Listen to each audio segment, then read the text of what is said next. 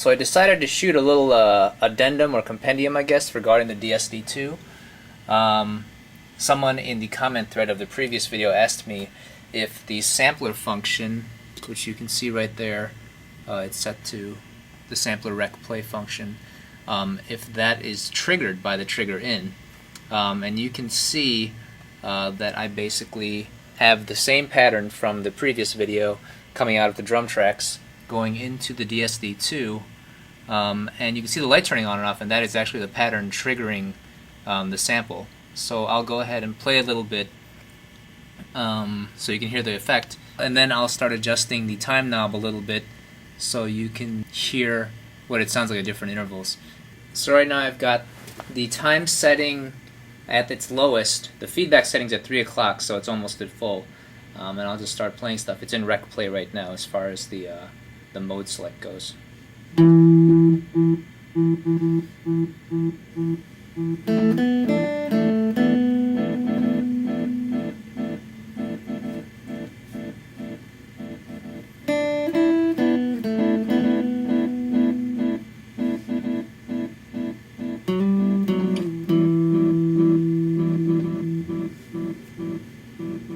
I'll keep the play a little shorter than I did last time.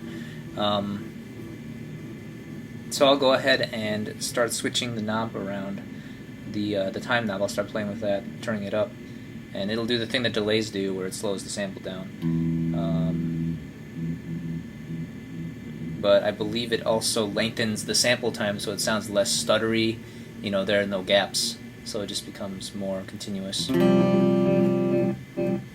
Because here you can hear that there are gaps happening. No matter if I leave the sustain, if I let the guitar ring out over the length of the sample, it'll still, cut off during the triggers. So I'm playing something now, but when I get rid of it, it's still chopping it up. But as I turn the time knob here,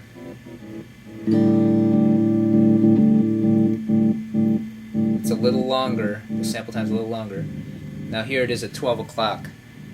The time knob's now 12 o'clock, so you can hear it's a little bit longer, the length of each sample. Not as choppy. Now I'm going to turn the time knob up some more. I'll just turn it all the way up. So I think it becomes basically just a more fluid bed, and there are no gaps.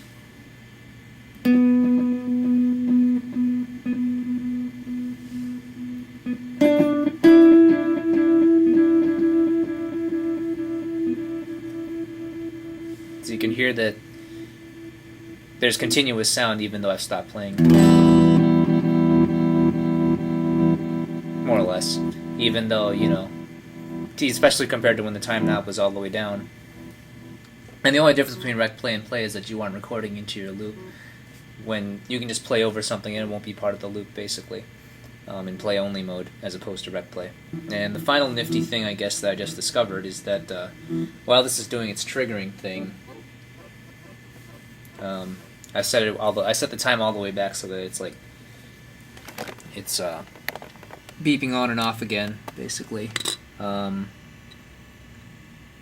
with the pattern, as you can see. And the final nifty thing I found is that if you're in rec play and you push the pedal down, it basically turns off the trigger in.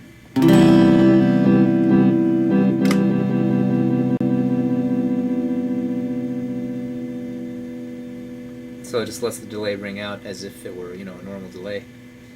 You let go, it comes back on.